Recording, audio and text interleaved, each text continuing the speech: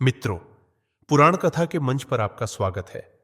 आज हम आपको प्राचीन काल की एक अद्भुत कथा मत्स्य अवतार, एक दिव्य कथा कहने जा रहे हैं। यह कथा मत्स्य पुराण से ली गई है। यह कथा सृष्टि के संहार और पुनर्निर्माण के सिद्धांत को दर्शाती है, जिसमें भगवान विष्णु मत्स्य रूप धारण कर प्रलय में जीवन के बीजों की रक्षा करते हैं और वैवस्वत मनु को एक नए युग के लिए मार्गदर्शन प्रदान करते हैं।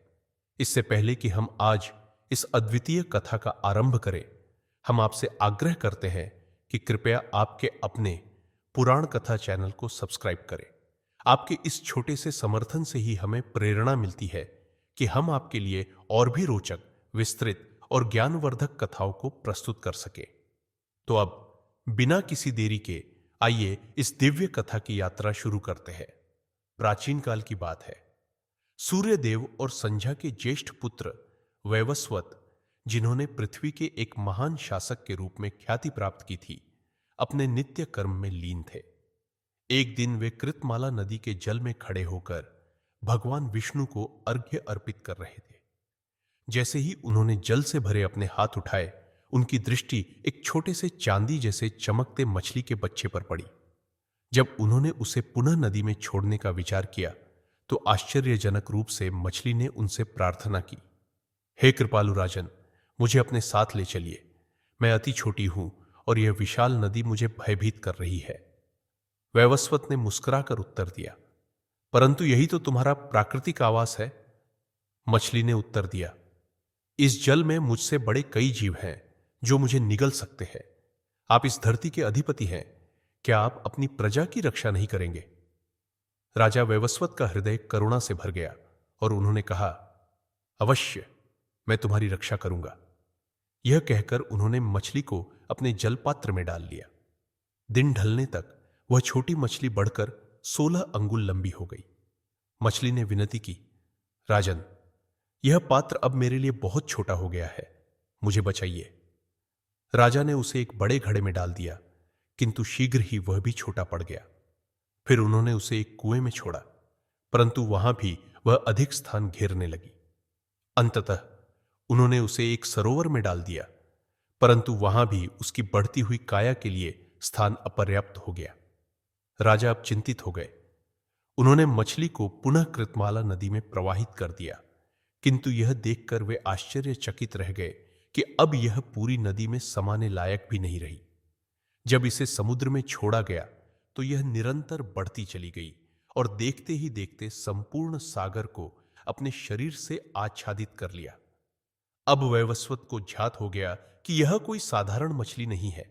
वे घुटनों के बल झुक गए और विनम्रतापूर्वक बोले, हे दिव्य प्राणी, आप कोई साधारण जलचर नहीं हो सकते। इस भूतल पर कोई भी स्थान आपकी विशालता को समेटने में असमर्थ है। कृपया मुझे बताइए, क्या आप स्वयं भगवान विष्णु हैं? यदि ऐसा है तो मैं भूलवश उसी की रक्षा करने का प्रयास कर रहा हूं जो समस्त जगत की रक्षा करता है। तब उस विराट मछली ने उत्तर दिया, हे राजन, तुमने सत्य कहा। मैं ही भगवान विष्णु हूं और मैं तुम्हें यह बताने आया हूं कि शीघ्र ही प्रलय का समय आने वाला है। विशाल जल प्रलय में समस्त जीवों का विनाश होगा, परंतु तुम्हें नए युग के लिए संसार का पुनर्निर्माण करना होगा। इस कार्य के लिए मैं तुम्हें एक विशाल नाव प्रदान करूंगा। उस समय तुम सप्तर्षियों और विभिन्न जीवों को लेकर इस नौका में सवार हो जाना। मैं स्वयं उस नौका को सुरक्षित स्थान तक पहुंचाऊंगा। अब से तुम ही नए मनु होगे और एक नवीन युग की शुरुआत करोगे। राजा वैवस्वत ने श्रद्धा से सिर झुका लिया। वैवस्वत विस्मय में खड़े हो गए। अब तक 6 मनु हो चुके थे, जो सृष्टि के अलग अलग युगों के संरक्षक थे। ब्रह्मा द्वारा रचित प्रथम मनु शत्रुपा के पति और मानव जाति के जन्मदाता थे। प्रत्येक मनु के जीवन काल को मनवंतर कहा जाता था। 6 मनवंतर समाप्त हो चुके थे और अब स्वयं भगवान विष्णु उन्हें 7वां मनु वैवस्वत मनु घोषित कर रहे थे। भगवान विष्णु बोले, 7 दिनों में प्रलय आएगा और पृथ्वी का समस्त जीवन जलमग्न हो जाएगा। यह एक नए चक्र की शुरुआत होगी। अगले मनवंतर के मनु के रूप में तुम्हारा कर्तव्य होगा कि तुम इसे सहेजो। भगवान विष्णु की भविष्यवाणी सच हुई। धरती जलमग्न हो गई और केवल वैवस्वत की नौका ही शेष रही। असीम जलराशि में तैरती वह नौका अब सृष्टि का केंद्र थी। तभी समुद्र से एक विशाल स्वर्णिम सींग प्रकट हुआ। वह मत्स्य अवतार था।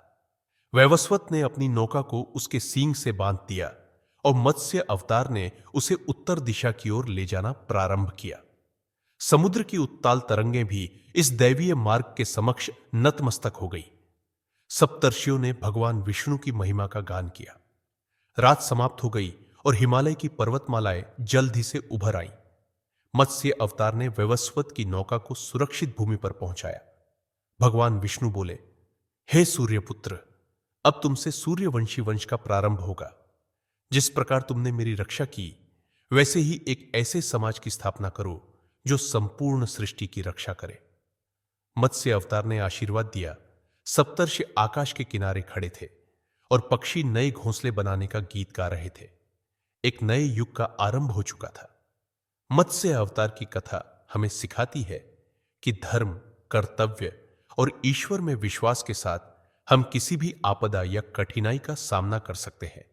साथ ही यह कहानी संरक्षण, पुनर्निर्माण और नई शुरुआत का प्रतीक है, जो हमें जीवन में आगे बढ़ने की प्रेरणा देती है।